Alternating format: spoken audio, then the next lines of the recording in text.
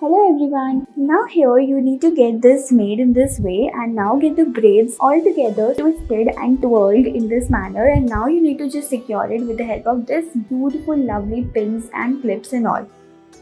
Further here you need to get these two braids secured tightly in this manner, and then you need to get it in this manner. Now here this is gonna look even more amazing. Isn't it cool?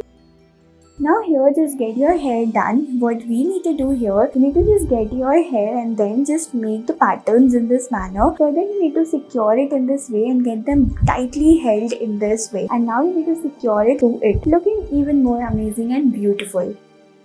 Now here again you need to get these strings and then you need to attach them further. Then you need to just get it beautifully done and make the beautiful, lovely, mesmerizing patterns on the hair like this. Get them inside out and then just keep on making these patterns as we are showing here. I hope guys you have enjoyed watching our video. Thank you.